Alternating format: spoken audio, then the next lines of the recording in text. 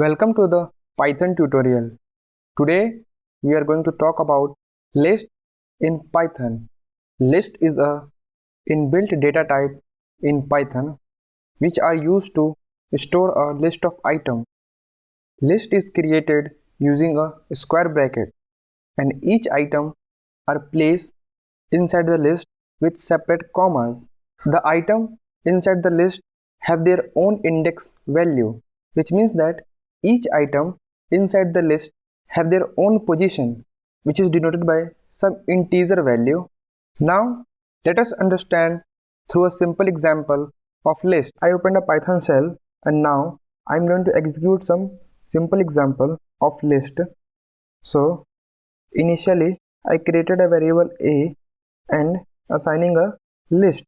As I say that list is created using a square bracket. So this is an empty list because we don't have any item inside this list. So now I'm going to assign some item in this list. The first item is a string. The second item is a integer value and the third item is again a string with some integer value which is an alphanumeric value. So I'm going to print this list. So here we get the result of this list, which is a string, integer and a alphanumeric value.